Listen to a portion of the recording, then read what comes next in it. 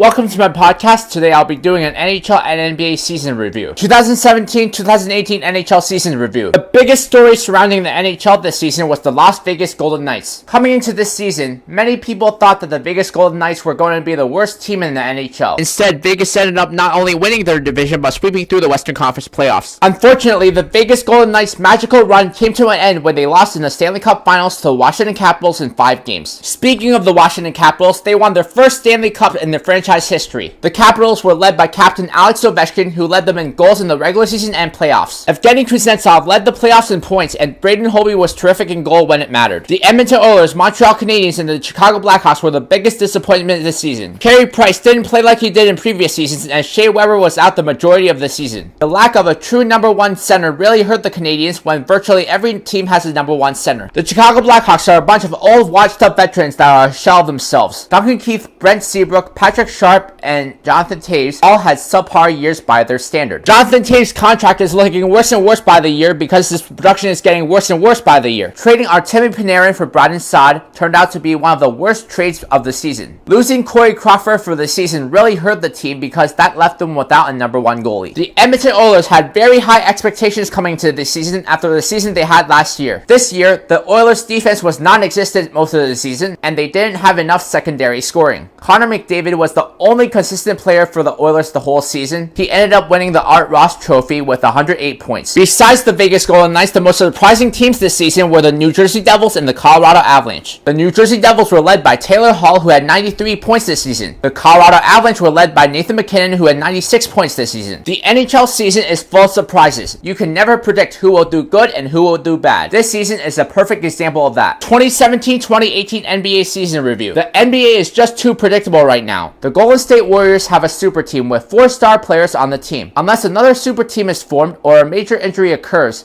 the Warriors will keep on winning. The NBA Finals was once again between the Golden State Warriors and the Cleveland Cavaliers. It wasn't even close as the Warriors swept the Cavs as the Warriors won back-to-back titles. Kevin Durant took home his second straight NBA Finals MVP. This season was all about the development of up-and-coming stars. Coming into this season, Lonzo Ball had the most hype of any rookie. As the season progressed, other rookies had way better seasons and Lonzo was lost in the shuffle. This rookie class could go down as one of the best in NBA history. This class includes Ben Simmons, Donovan Mitchell, Jason Tatum, Lauri Markkanen, Kyle Kuzma, Lonzo Ball, and Dennis Smith Jr. Ben Simmons, Donovan Mitchell, and Jason Tatum were all legit Rookie of the Year candidates. These players will definitely be all-stars for many years to come. The most exciting team to follow this season was the Philadelphia 76ers. Behind the play of Ben Simmons and Joel Embiid, the 76ers went on a 16-game winning streak at the end of the season. The best team in the regular season was the Houston Rockets with a 65-17 record. The Boston Celtics were the most surprising team this season considering they played basically their whole season without Gordon Hayward. In addition, they made it to the conference finals without Kyrie Irving. The OKC Thunder were the most disappointing team this season. They made the playoffs but were eliminated in the first round by the Utah Jazz. This team had Russell Westbrook, Paul George, Carmelo Anthony, and Steven Adams. A team with this much talent should not lose in the first round to a team led by a rookie. The breakout player this year has to be Victor Oladipo of the Indiana Pacers. Oladipo averaged only 10.2 points with the OKC Thunder,